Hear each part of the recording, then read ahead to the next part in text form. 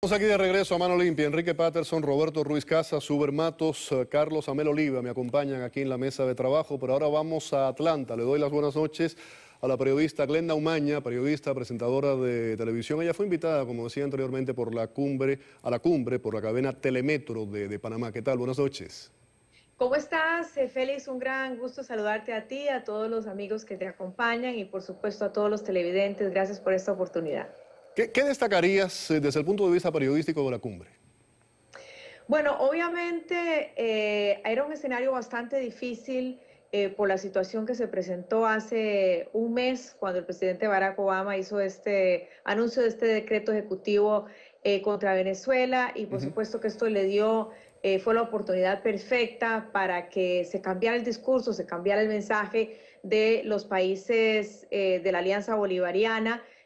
Por supuesto, y se distrajera un poco de la atención de la verdadera situación económica en Venezuela. Yo creo que el presidente Barack Obama fue muy hábil y parecía muy sincero, fue recibido muy bien las palabras, ese sentimiento de reconciliación aparente, ¿no? Y la situación con Venezuela había enviado, como sabemos, a un miembro del gobierno a hablar la semana anterior con los venezolanos, tanto con la oposición como con miembros del gobierno. Finalmente, también Raúl Castro era un rol difícil en el sentido que es un aliado, por supuesto, de Venezuela, pero al mismo tiempo estaba en ese proceso, para reanudar relaciones con Estados Unidos. Así que fue un ambiente de armonía, lo podemos decir así, así se percibió. Por supuesto que también muy importante los foros paralelos, los foros de la sociedad civil donde se presentaron enfrentamientos entre distintos bandos, tanto venezolanos como cubanos. Periodísticamente, no en el caso tuyo, sino en general, ¿cómo se cubrieron esos enfrentamientos?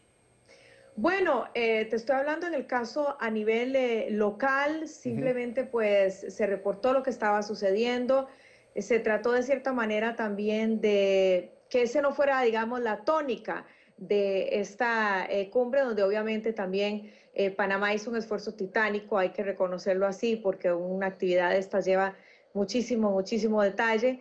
Fuimos 12.000 personas aproximadamente las que llegamos de afuera. La seguridad también fue cuidada minuciosamente. Vemos, si ustedes creo que también lo han divulgado, inclusive que, bueno, cada uno tendrá su opinión sobre esta acción del gobierno venezolano de llevar un doble del presidente Nicolás Maduro. Y pues un poco a los extremos, digamos, a los que se llegó. Periodísticamente se tuvo, por decirlo así, una apertura y un acceso directo a muchos lugares y a todos los sitios donde estaban los presidentes, inclusive, pues para contarte y lo que... Ahí quería ir, tuviste un encuentro con Raúl Castro. ¿Cómo fue ese encuentro? ¿Qué le preguntaste? ¿Qué te dijo? ¿Cómo fue? Exactamente. Bueno, primero que nada quiero aclarar que fue totalmente inesperado y lamentablemente Félix en ese momento no tenía una cámara conmigo porque fue de eso que tú tienes, tú sabes, en una cobertura que son coberturas intensas de los 2 días. Tienes tal vez algún momento libre. Yo decidí, nosotros teníamos el stand o teníamos el set colocado afuera del centro de convenciones. Entonces pasa un rato y yo dije, voy a entrar para ir en vivo a ver la conferencia del presidente Obama. Sin embargo, ya había pasado. Entonces se me ocurrió acudir a buscar la delegación cubana para ver si podía averiguar algo más. Y bueno, no me esperé encontrarme a Raúl Castro. Lo que sucedió es que yo estaba conversando con la seguridad de los de la delegación cubana y cuando vuelvo a la par, a ver, estaba Raúl Castro a la par mía. Entonces lo primero que yo pensé, bueno, ya me van a decir que me quite o se va a ir. Fue muchas cosas pasando por la mente.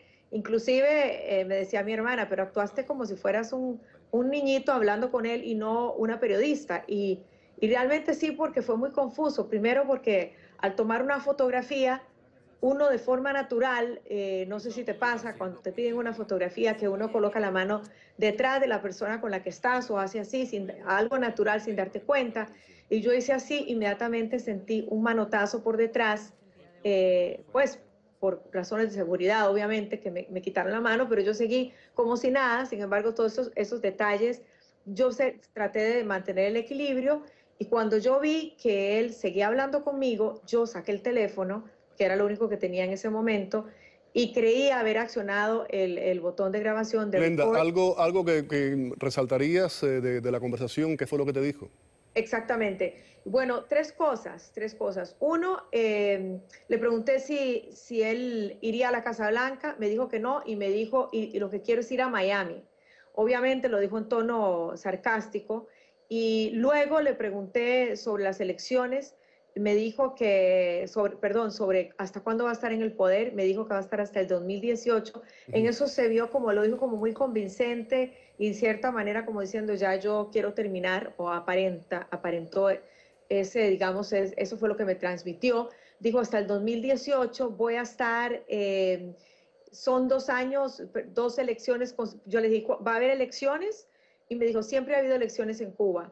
Luego me explicó que pues van a ser periodos de 5 años con posibilidades de ser reelegido por un total de 10 años. Pero bueno, es difícil hablar de años en una dictadura como la de los Castro. Glenda, te agradezco mucho que hayas estado con nosotros aquí en el programa. Glenda Umaña nos acompaña vía Solo Skype quiero desde decirte Atlanta. una cosa pequeña, Sí, nada rápido, más. por favor, sí, Una me queda cosa poco pequeña, tiempo. Sí. que cuando terminé la entrevista pensé mucho en el que yo considero un héroe y que ya partió, y tú tienes contigo en compañía del nieto de Uber Matos. Pensé mucho en él, en las cosas que yo aprendí a través de su testimonio y las cosas que él me contó también en una entrevista que tuve, y yo le dije, ojalá que yo pudiera en otra oportunidad hacer una entrevista con Raúl Castro en forma y de verdad, pues hablar de todas esas inquietudes. Gracias, Glenda, nuevamente. Glenda Umaña nos Glenda. acompañaba desde Panamá. Uber. Muchísimas gracias, Glenda. Gracias por esas palabras. Significan mucho. Gracias. Bueno, Roberto me quería mencionar algo. Yo pregunté un par de veces qué se destaca de esta cumbre y qué no se ha hecho bien en la cumbre. No se le ha dado el realce de los discursos iniciales del presidente anfitrión, que tuvo un discurso primordial. Luego el discurso de la encargada de la CEPAL y el discurso de Clinton. Los tres discursos, si usted lo analiza, tienen un solo mensaje, y es el fortalecimiento de la sociedad civil, que es lo que plantea. Y el de Barack Obama después que se reunió con los disidentes también. El de Barack Obama, antes de reunirse con los disidentes, en la iniciación de la inauguración, cuando habla él, vuelve a atacar el problema de los derechos humanos y la sociedad civil. O sea, es una totalmente fundamentada en la sociedad civil. El presidente Varela de Panamá, que lo que ha hecho es tomar la bandera de Truman. Truman en el año 48 habla de la fortaleza de la sociedad civil. Y le plantea a Truman en el año 48 que es la única forma de mantener la democracia en el mundo, creando sociedades civiles. Carlos, adelante. Bueno, yo creo que el mensaje fundamental de esta cumbre, que no sé si tal vez ya alguien lo expresó, es el mensaje que envía a la sociedad civil, a los demócratas, a los políticos demócratas de América Latina. La sociedad civil de América Latina en su mayoría no se sumó al ejemplo que estaban dando las delegaciones oficialistas de Venezuela y de Cuba, sino que repudió, rechazó eso. Esto es un mensaje evidente que se le envía de que América Latina no está perdida, de que la democracia en América Latina sigue siendo la principal opción por la cual opta la sociedad civil independiente. Yo estoy totalmente de acuerdo con Carlos. La verdad es que eso fue algo muy especial, estar en Panamá y sentir la solidaridad del resto de los latinoamericanos que fueron a esa cumbre, en mi opinión, pensando otra cosa, pensando que el gobierno de Cuba no era capaz de hacer lo que hizo. Ellos mismos se convirtieron en sus propios enemigos, y los latinoamericanos llegaron a nuestra causa y con ellos logramos pasar este documento, y los mismos latinoamericanos fueron y se enfrentaron con nosotros a la turba castrista esta. Carlos, ¿cómo queda la oposición cubana en general? Oposición dentro de la isla, fuera de la isla, ¿cómo queda? Triunfante y más unida. Enrique. Hay algo que quiero decir, que tiene que ver con la mentalidad de la dictadura. En primer lugar, esa actitud genuflexa ante el presidente de los Estados Unidos, ha habido una relación siempre de atracción, de amor-odio de la dictadura cubana con relación a los Estados Unidos, porque su razón de ser es Estados Unidos, enfrentarse a Estados Unidos, y ahora su razón de sobrevivir es recursos de Estados Unidos, y entonces todos los demás han sido, pero el presidente Obama es bueno. ¿Por qué es bueno? Porque es humilde. Si dijo que había leído los libros de Obama y que además destacaba sus raíces humildes. Si seguimos esa lógica, entonces decimos que ellos son asesinos y criminales porque no tienen origen humilde. Claro.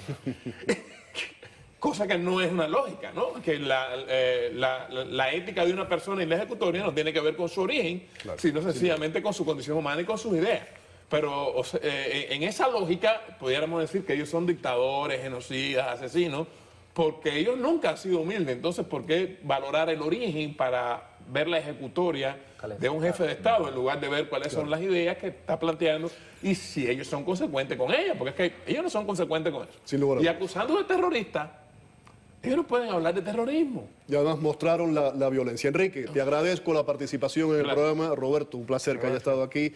Uber, gracias. Conocí a tu abuelo, lo traté en innumerables ocasiones. Gracias por haber estado aquí. Carlos, también para ti.